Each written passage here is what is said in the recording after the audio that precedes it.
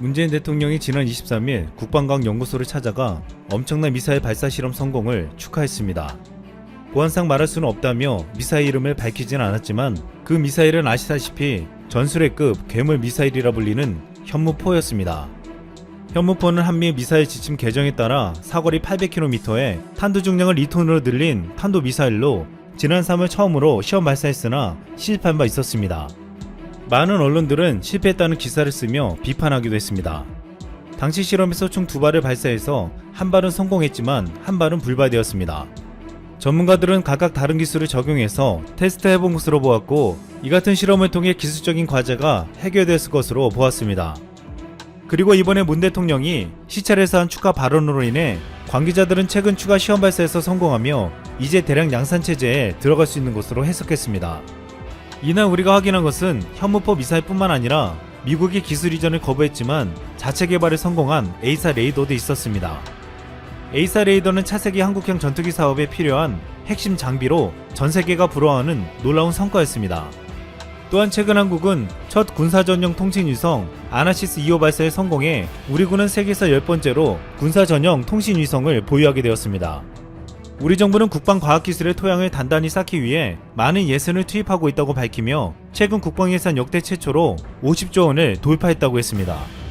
막대한 예산과 기술로 만들어가고 있는 세계 최고 수준의 최첨단 전략 무기들은 우리를 어떤 안보 위협에서도 막아내고 억제할 수 있는 충분한 국방 능력을 갖추게 만들고 있음을 자신하게 해주고 있습니다.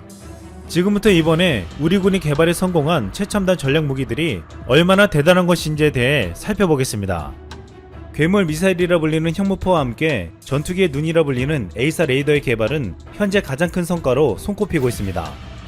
에이사 레이더는 1000개의 표적을 추적 탐지하는 전투기의 눈으로 장거리 정밀 타격 능력이 승패를 좌우하는 현대 공중전투 개념에서 핵심적인 역할을 하고 있습니다. 즉 에이사 레이더는 천문학적인 예산이 소요되는 한국형 전투기 사업의 핵심 장비로서 이 사업의 성공 여부를 판정하는 기준으로 여겨졌습니다. 우리 국방부는 지난 2014년 차세기 전투기 사업에서 미국의 F-35A 스텔스 전투기를 구입하면서 그 대가로 에이사 레이더를 포함한 전투기 개발 4대 핵심 기술을 이전받기로 한 바 있었습니다. 그러나 2015년 미 의회가 해당 기술 이전을 금지함에 따라 KF-X는 자초될 위기에 놓이게 되었습니다.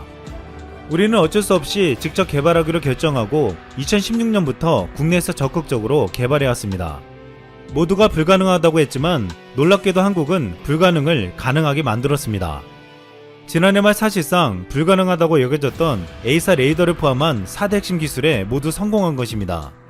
이로 인해 순수 우리 기술로 만든 한국형 차세대 전투기 KF-X는 내년 상반기에 시제기가 나오게 되었고 2020년 초도 비행시험을 시작해 2026년까지 개발이 완료될 예정입니다. 한국에서 KF-X 시제기가 나온다는 보도가 이어지자 일본도 오는 2031년 양산을 목표로 하는 차기 스텔스 전투기 개발 일정을 내놨습니다. 일본 방위성은 2035년부터 태역에 들어가는 항공자위대 F2를 대체하기 위해 1조엔 한화로 약 11조 1천억 원을 투입하는 후속기 사업 계획을 자민당이 전했습니다. 일본은 미군과의 상호 운용을 높이기 위해 미국의 기술 협조를 요청하고 영국과도 개발 협력을 하며 6세대 전투기를 만들겠다고 큰 소리를 치고 있습니다. 하지만 일본 내에서는 이런 정부의 허황된 계획을 신랄하게 비판하며 일본의 현주소를 말해주는 칼럼이 화제가 되고 있습니다. 기요타니 시니치라는 일본 군사 저널리스트가 지난 5월 재팬인 뎁스에 쓴 칼럼이었습니다. 일본에는 최첨단 전투기를 개발할 능력이 없고 개발할 능력이 있다고 믿는 것은 소위테크노 내셔널리즘의 망상을 품는 자기 분수도 모르는 무리들 뿐이라고 했습니다. 일본은 과거 차기 전투기 선정 때도 국내 생산 기반을 어떻게 할 것인지 구상이 없었고 이 때문에 스미모토와 다이세 등 일본의 방산기업들은 방위사업에서 철수했다고 했습니다. 또한 일본은 그저 기술 이전 없이 미국의 F-35A를 최종 조립하는 데 그쳤으며 현재는 스스로 전투기를 만들 수 있는 생산 기반이 전혀 없다는 것이었습니다. 이 같은 전곡을 찌르는 칼럼에 일본 네티즌들의 반응은 뜨거웠습니다. 최첨단 발모제도 만들지 못하는 나라에서 전투기 같은 걸 만들 수 있겠나? 발모제는 최신의 전투기보다 어렵다. 푸틴의 머리를 봐라. 새로운 전투기를 개발하는데 수십 년 걸리는데 아무런 실적 없는 일본이 참여하면 집만 된다.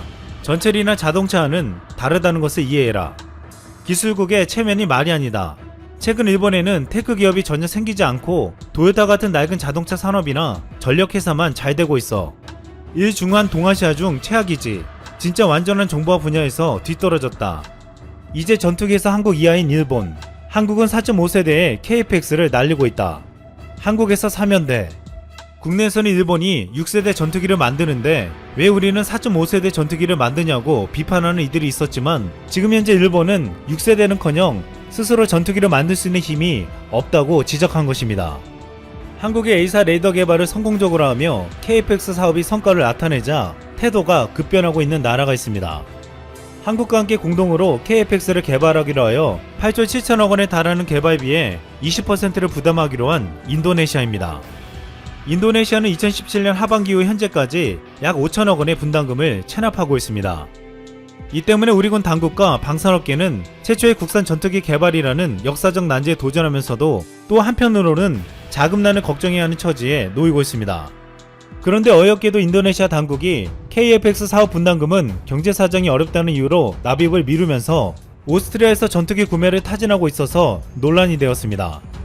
해당 사실은 오스트리아 일간지 디프레세가 지난 20일 인도네시아가 오스트리아 공군이 운영 중인 전투기 구매를 제한했다고 보도하면서 알려졌습니다. 이 보도에 따르면 인도네시아 국방장관은 지난 10일 오스트리아에 서한을 보내 오스트리아에서 운영 중인 15대 유로파이터 타이푼 Z 전투기 구매 의사를 전달했다고 했습니다. 오스트리아는 지난 2002년 23억 유로를 투자해 유로파이터 타이푼 전투기 15대를 구입해 운영 중입니다. 인도네시아 수비안토 장관은 유럽 기술과 노하우에 감명받아 전투기 구매를 제한했다고 했는데, 문제는 인도네시아가 오스트리아 전투기 구매를 타진하는 동안 한국과 추진 중인 KF-X 분담금은 여전히 밀려있다는 점입니다. 여기에 인도네시아의 한 국회의원이 인도네시아 정부를 향해 정신을 차리라며 크게 비판했습니다. 무함마드 파한 의원은 인도네시아가 오스트리아에서 15대의 중고 유로파이터 타이푼 전투기를 구매하는 대신 한국과의 KF-X 협력 프로젝트에 더욱 집중하라고 큰 소리를 쳤습니다. 파은은 23일 CNN 인도네시아의 인터뷰에서 우리는 거의 20억 달러를 지불해야 하지만 우리는 기술을 개발할 수 있는 기회를 가졌다고 말했습니다. 또한 그는 한국과의 계약을 어기지 말라며 향후 5년에서 10년 내에 우리가 큰 혜택을 얻을 수 있을 것이라고 말했습니다. 또한 파은은 한국과 협력 프로젝트는 실제로 비싸지만 장기적으로 인도네시아 방위산업의 발전에 긍정적인 역할을 미칠 것이라고 단언했습니다. 이 말은 지금 인도네시아에서 경종을 울리며 한국이 이룬 성과로 인해 더욱 큰 파장을 일으키고 있습니다.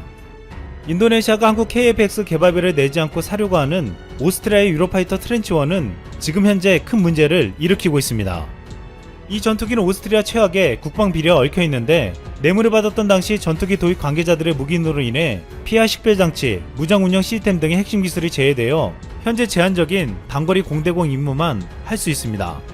또한 기체당 유지비가 73,000달러까지 폭등해서 거의 무용지물이 되고 있습니다. 이 때문에 오스트리아는 유로파이터를 곧 퇴역시킬 예정인데, 인도네시아는 해당 기체를 자신들에게 매각하라는 것입니다. 한때 우리도 차기 전투기 선정에서 F-35 스텔기 전투기와 유로파이터 타이푼 전투기를 견주기도 했습니다. 결국 F-35를 선택했지만 지금 현재 이를 도입한 독일은 128대 가운데 전투가 가능한 것은 4대에 불과한 것으로 알려졌습니다. 독일 슈페겔에 따르면 독일 공군 유로파이터 타이푼 전투기 대부분에서 심각한 장애가 나타났기 때문에 거의 가동이 불가능하다고 했습니다. 유로파이터는 유럽 국가들이 공동으로 만든 전투기지만 완벽한 실패작으로 손꼽히고 있습니다. 내부 연료 탑재량이 적고 공대지 무장 운용에 큰 제한이 있으며 매우 낮은 내구성과 신뢰성을 가지고 있으면서도 매우 높은 유지비가 들어갑니다.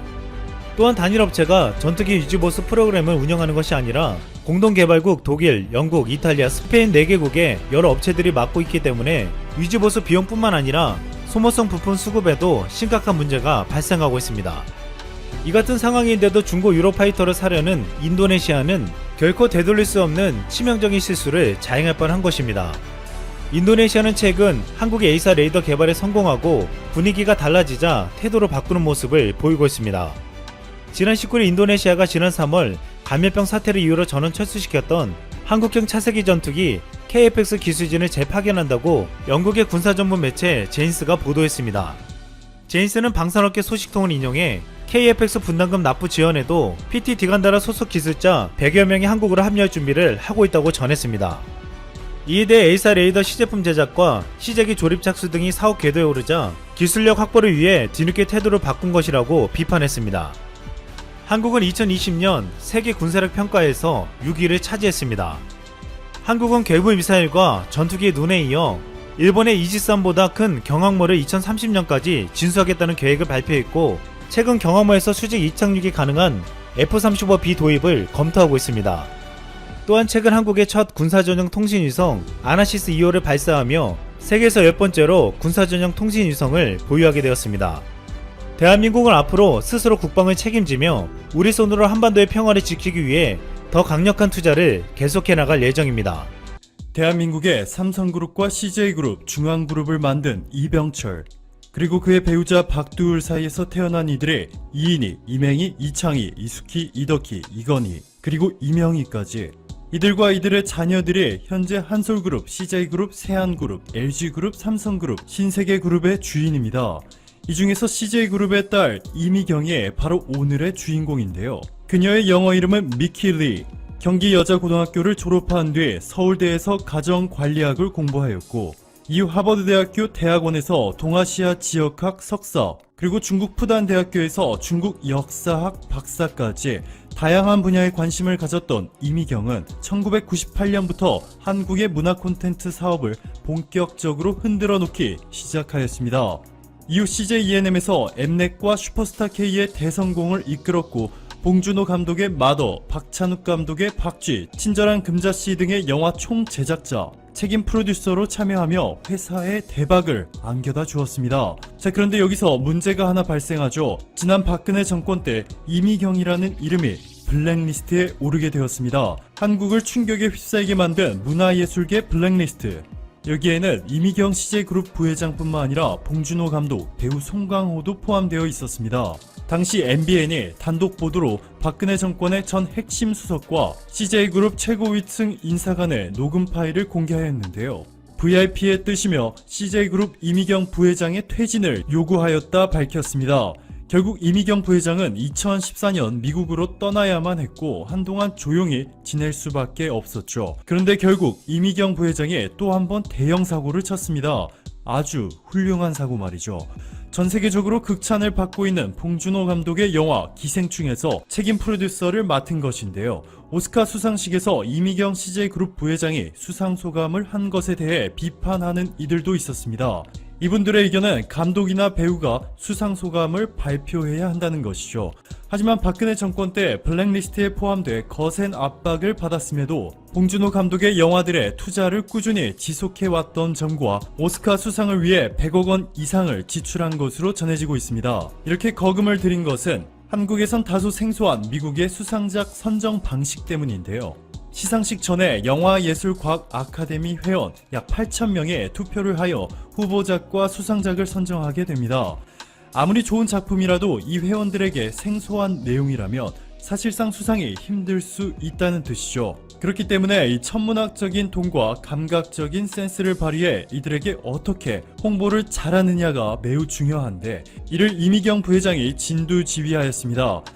물론 이번 기생충의 글로벌 초대박 행진은 봉준호 감독의 역할이 절대적으로 큰 것이 사실이지만, 해외 언론들이 이미경 부회장을 함께 집중 조명하고 있습니다. 미국 워싱턴 포스트는 봉준호 감독, 배우 송강호, 그리고 이미경 CJ 부회장을 포함해 9,000여 명의 한국 예술가들이 박근혜 정부의 블랙리스트에 올랐었다며, 블랙리스트가 밝혀지지 않았다면 영화 기생충은 지금 빛을 보지 못했다 전했습니다. LA타임스는 기생충 책임 프로듀서 미키 리에 대해 7가지 알아야 할 점이라며, 이미경 부회장이 하버드를 졸업한 것과 슈렉, 쿵푸 판다를 제작한 드림웍스를 초기에 알아보고 과감하게 투자를 진행한 데다가 1998년 한국에서 최초로 멀티플렉스 상영관 CGV를 만든 것, 2017년에는 서울의 세계 최대 IMAX를 연 것, 그리고 그녀가 얼마나 영화광인지, 그리고 그 열정을 사업으로 옮기고 있다는 소개도 함께 보도하였습니다. 호주의 대표 미디어 ABC는 포춘의 기사를 인용해